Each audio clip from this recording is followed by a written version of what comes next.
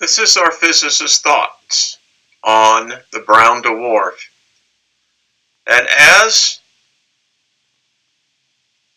she goes through this, as you can see, and I'm going to go very slowly so you can read this for yourself.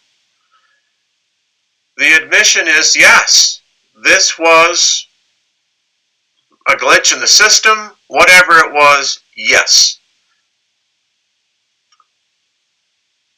But what we're saying, this is not.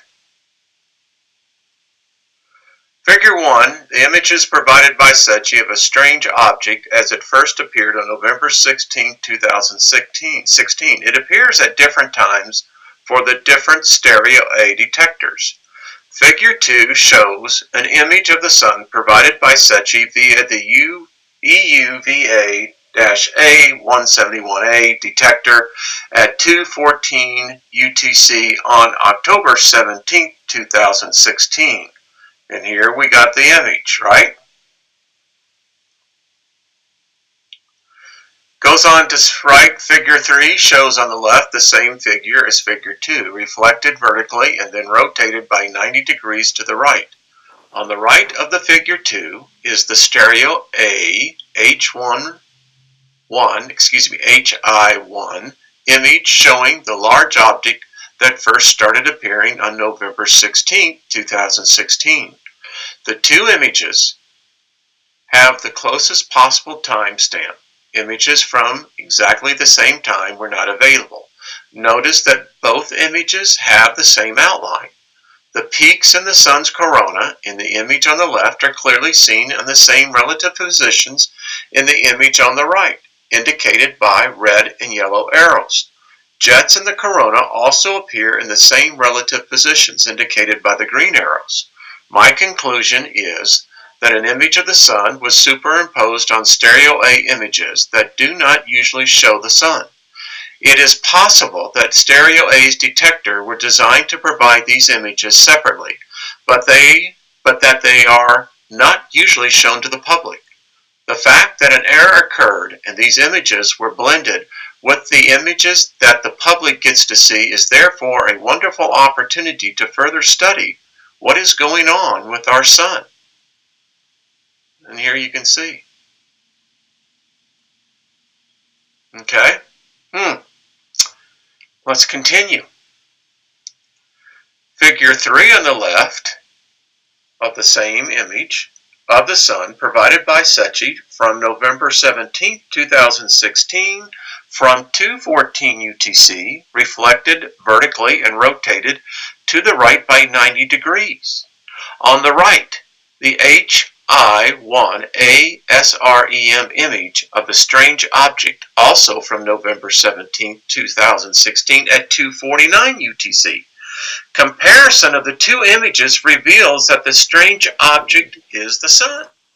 Figure 4 shows 3 HI1A visible light images of the object we know is the Sun from November 16, 2016 at 1929, 2009, and 2049 UTC.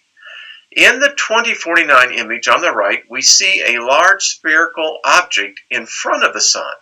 This object is not completely dark. It emits some light, much less than the Sun, but still some light, and cannot therefore be a planet. It is a small and dim star, and therefore very likely to be the brown dwarf star. This object is obviously very fast moving, as it is not clearly discernible in the preceding images. However, we can see darkness on the surface of the Sun on the left-hand side. This may be due to the brown dwarf having a discharging effect on the Sun's surface as it passes. This also suggests that the object is moving from left to right in this image. And here you go. And that is my point to this. I saw this yesterday. And I said, okay, listen, I got it wrong. I'll admit it. Folks, I don't have a problem ever admitting that I'm wrong. I mean, listen, that's how you learn. But I also knew that something was here. Didn't make sense. Anyway, the HI1A visible light images as provided by Secchi. All images show dark areas on the Sun's surface where it may have been discharged by the object, likely to be a brown dwarf star, appearing in the right image in front and just off center right. There we go. To find the actual trajectory of the object, we can rotate the image where object likely to be the brown dwarf star appears, image on the right-hand side of figure 4, right here, so that it coincides with the sun's correct orientation, as we are used to. This is shown in figure 5 below, which indicates that the object is moving upwards from below the sun and along the sun's center line. Here it is. On the left, again, is the image of the sun in its correct orientation. On the right is the HI1A visible light image showing the sun and what is likely to be the brown dwarf star in front of the sun, with the sun in the same orientation as in the image on the left, indicating that the object of interest is moving upwards along the center line from below the sun. Okay, do with it what you want, but I believe that all people have to be open-minded and fair-minded.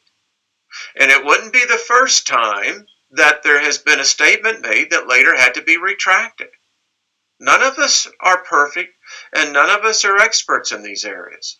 I am thankful to our physicists. Thank you.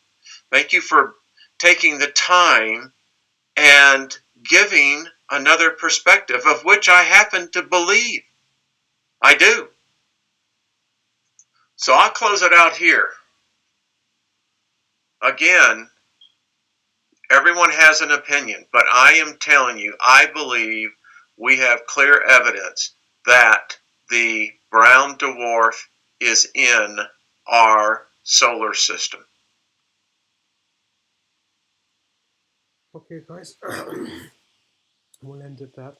But there you go. I guess there's been slight amendments to what we understood to be out there in our solar system. It certainly is the brown dwarf star. We started with that, the brown dwarf star going past our sun. Then there was a bit of a U-turn from that story, that it was the brown dwarf star on a gas giant. But we've gone back to where we started out in the first instance, that is that it's the brown dwarf star going past our sun. What's at least the physicists and her position in this is that certainly that's a brown dwarf star and it's in our solar system, and it's the very same star, for those of you who want to see what it looks like, and its light that it emits looks like in our horizon from Earth. Then please do revert to the uploads on the channel, and you'll find one or two uploads that are titled brown dwarf star seen in Brazil or something of that sort.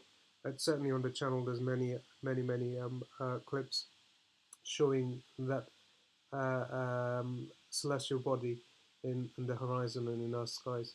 Anyway, Jazakallahu khairan wa ahsanul jaza for your time. Assalamu alaikum wa rahmatullahi wa barakatuh.